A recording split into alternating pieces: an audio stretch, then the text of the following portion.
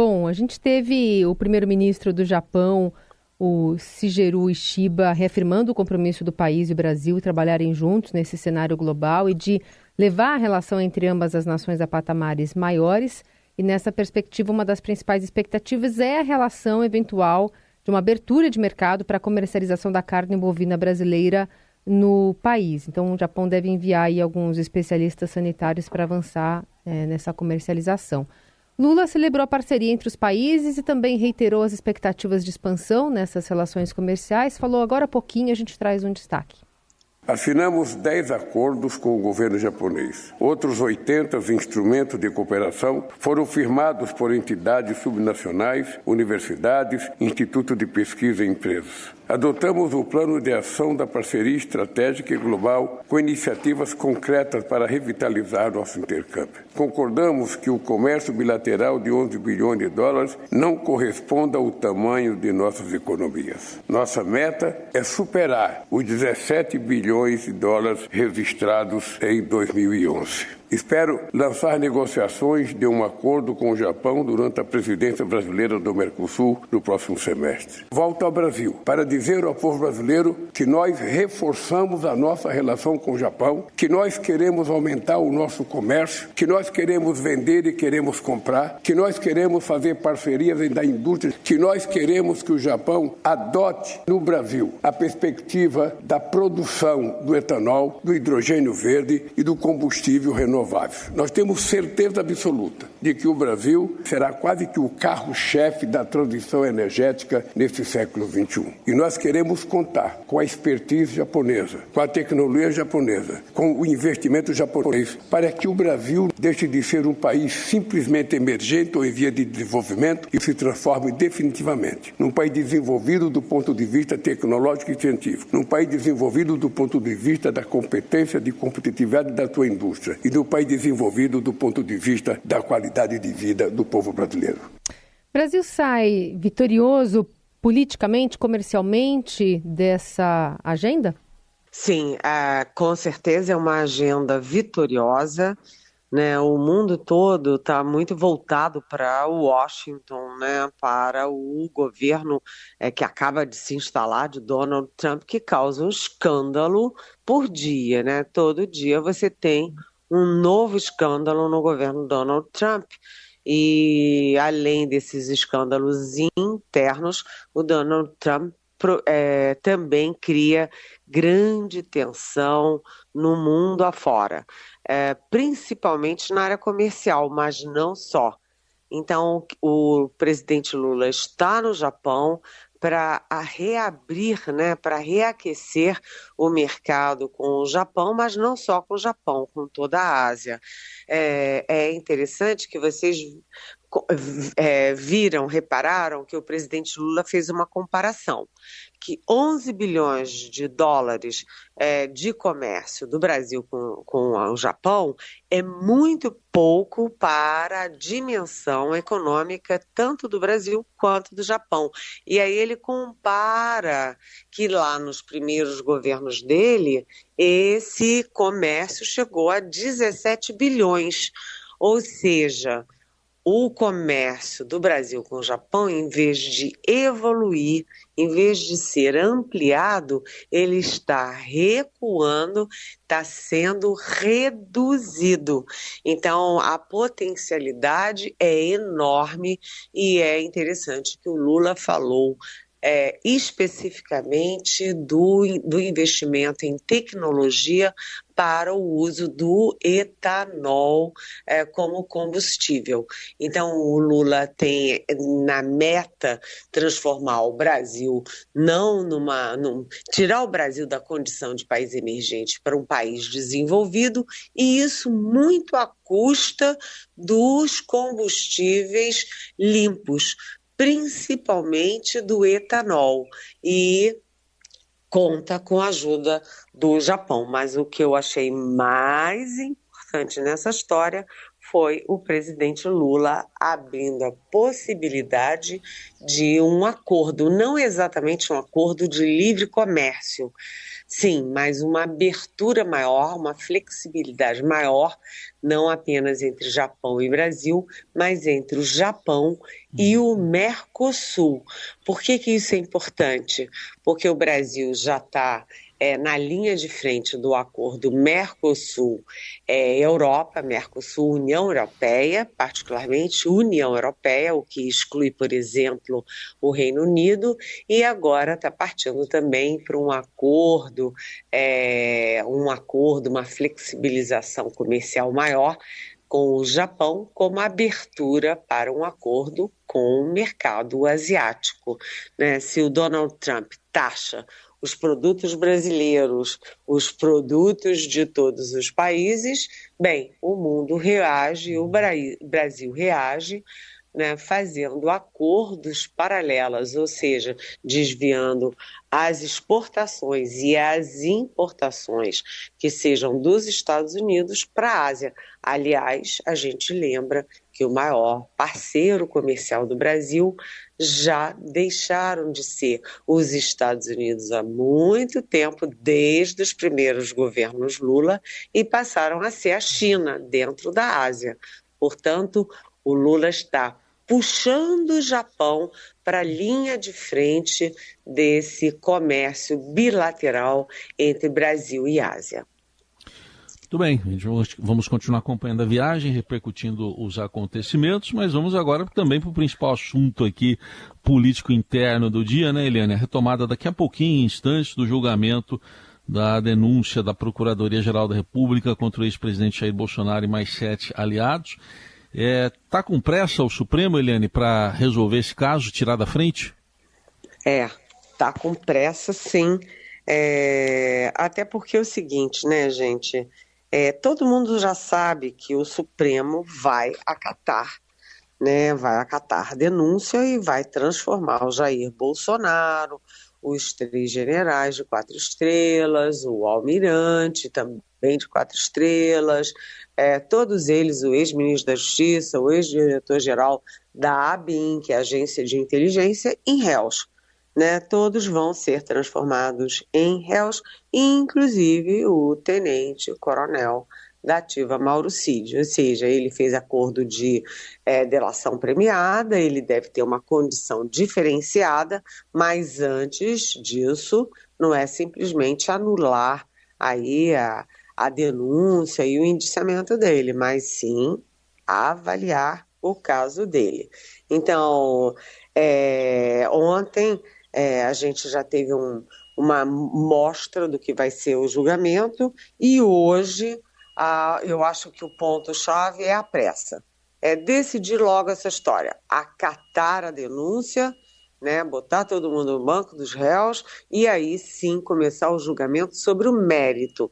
E o julgamento é sobre um por um, não é um pacote. Um por um até chegar à dosimetria da pena, ou seja, o número de anos que cabe a cada um desse núcleo que a própria Procuradoria-Geral da República, a PGR, chama de núcleo crucial da tentativa de golpe. Por que o Supremo hoje vota também com pressa? Por uma questão burocrática, vamos dizer assim, administrativa. Porque todo o julgamento está sendo na primeira turma, que tem 5 ministros, e quando começa a sessão do plenário, que reúne todos os 11 ministros, as turmas têm que interromper o julgamento. Então, a primeira turma, a segunda turma, interrompem os seus julgamentos para priorizar o plenário que reúne todos os ministros. Então, hoje deve ser um pouquinho mais rápido, um pouquinho mais efetivo, mas lembrando que vem aí o voto sobre acatar ou não a denúncia do Alexandre de Moraes. Ele faz o voto como relator e depois os outros 4 se manifestam. Seguimos a conversa por aqui ainda sobre o julgamento, já que a defesa de Jair Bolsonaro, acho que viu cair por terra ali os recursos, né, do seu primeiro dia dessa análise da primeira turma do Supremo da denúncia contra o ex-presidente e os aliados acusados de tentativa de golpe de Estado. Mas o julgamento, que vai ser retomado já não foi tão monolítico, né, quanto os próprios advogados esperavam. A gente teve o ministro Luiz Fux divergindo do relator Alexandre de Moraes e votando para que o caso fosse levado para o plenário do Supremo, mas Cristiano Zanin, Flávio Dino e Carmen Lúcia o mantiveram na turma. Os 5 rejeitaram o pedido de anulação da delação do tenente-coronel Mauro Cid, embora Fux tenha também apontado fragilidades nela e o afastamento de Zanin e Dino, entre outros recursos. A gente ouve um trechinho. Se essa matéria fosse tão pacífica, depois da mudança do regimento, dias atrás desse mês, eu votei na companhia de outros colegas e fiquei vencido. E por quê? Ou nós estamos julgando pessoas que não exercem mais função pública e não têm foro de prerrogativa no Supremo, ou nós estamos julgando pessoas que têm essa prerrogativa e o local correto seria efetivamente o plenário do Supremo Tribunal Federal. A delação ela tem eficácia quando se verifica se procedem aquelas afirmações em relação ao momento final do processo. Mas vejo com muita reserva 9 delações de um mesmo colaborador, cada hora acrescentando uma novidade. De sorte que, em se tratando desse momento, eu me reservo o direito de avaliar no momento próprio digamos assim, legalidade, a eficácia dessas delações sucessivas. Mas acompanho no sentido de que não é o momento de se decretar nulidade. Como é que se acompanha também essas divergências aí do ministro Fux, Eliane? Teria sido interessante também a gente botar a resposta do ministro Alexandre de Moraes, porque o ministro Alexandre de Moraes questionou essa posição, né? O ministro Alexandre de Moraes mostrou o seguinte, que quando você é presidente da República, para ser julgado, como o Bolsonaro está sendo julgado, precisa de autorização do Congresso Nacional, você fica 120 dias afastado do cargo e aí você é julgado pelo plenário do Supremo Tribunal Federal. Mas, quando você é ex-presidente, que você não está sujeito a perder o cargo, portanto, não precisa de autorização do Congresso, portanto, você não fica afastado do cargo, você simplesmente você cai na chamada vala comum, em que desde 2023, dezembro de 2023, ficou acertado que o julgamento é na primeira turma. Então, ontem o Supremo, esse julgamento no Supremo ocorreu sem surpresas, né? Não houve surpresas. Estava tudo dentro do esperado. E foram julgados 3 pedidos de nulidade das defesas. Não apenas a nulidade de ser na primeira turma e passar para a segunda turma, que a primeira turma negou, ou seja, está negado, mas também a nulidade de o julgamento ocorrer no próprio STF, já que Jair Bolsonaro não é mais presidente, não tem mais foro privilegiado, portanto, as defesas pediam para que o julgamento caísse para a primeira turma. Mas isso já foi um julgamento líquido e certo dentro do Supremo de que se o crime ou o pretenso crime foi durante o mandato, automaticamente aquela autoridade é julgada no Supremo Tribunal Federal, que é o caso do Bolsonaro. Ele não é mais presidente, portanto ele não tem mais foro privilegiado, mas o crime do qual ele é acusado por tentativa de golpe ocorreu durante a presidência dele, quando ele efetivamente era presidente. Portanto, ele mantém, neste caso, o foro privilegiado. Também a defesa pediu E o Supremo negou ontem a nulidade da delação do Mauro Cid, que é o tenente-coronel da Ativa, que foi ajudante de ordens e o faz-tudo do Bolsonaro, e que, enfim, fez uma delação que é a espinha dorsal de todo esse inquérito, de todo esse julgamento.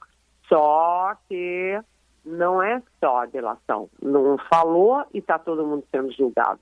Pelo contrário, tudo que ele falou foi preenchido, recheado por provas materiais.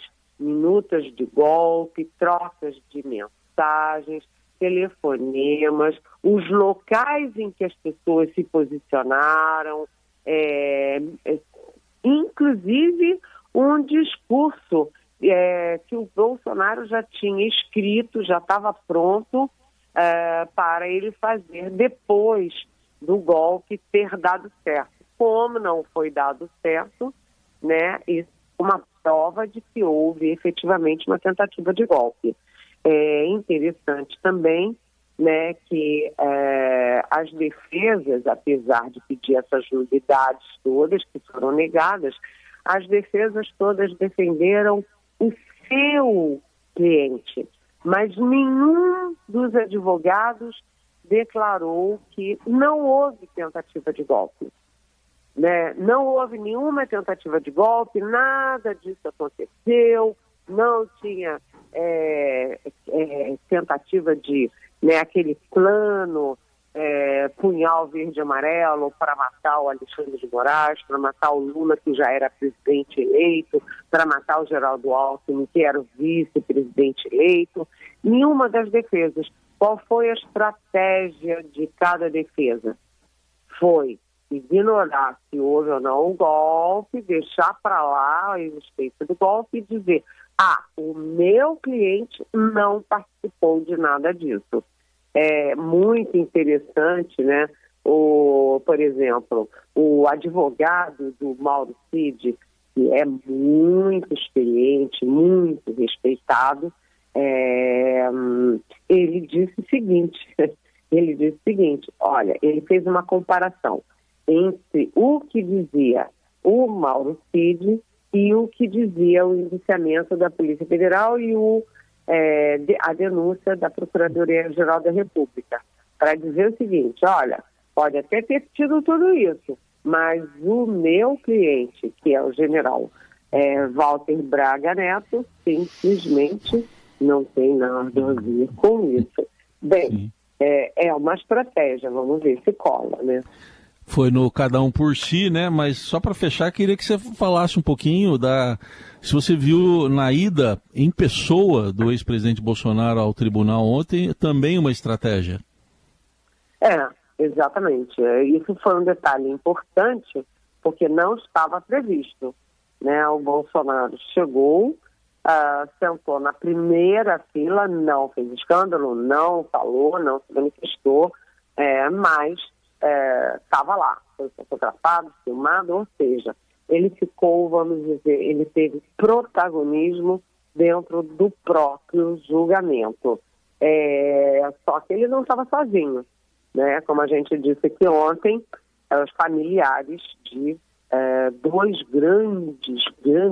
grandes vítimas da ditadura militar estavam presentes. Estavam lá o Ivo Herzog, que é filho do Vladimir Herzog, que se apresentou voluntariamente para depor durante a ditadura e simplesmente nunca mais apareceu. Apareceu com vida, né? Ele apareceu enforcado e a ditadura tentou dizer que foi suicídio. Evidentemente tem 500 evidências de que não foi suicídio. Né? Também estava lá a Hildegard Angel, que é irmã do Stuart Angel, que foi morto pela ditadura de uma forma cruel, absurda, porque ele foi amarrado com a boca no cano de um carro, né? Do escapamento, né? Do escapamento, é horrível a gente pensar nisso. Arrastado pelo chão e morreu de uma forma absolutamente sabe, macabra. E a Zuzu, além de irmã do Stuart Angel, é filha da Hildegard Angel, que era uma jornalista muito importante e que simplesmente bateu com o carro num acidente muito mal explicado. Vejam bem a coincidência. O Vladimir Herzog morreu em independências militares em 1975 e a Hildegard Angel morreu num acidente nunca explicado em 1976. E os dois filhos da Zuzu e do Vladimir Herzog estavam também no julgamento.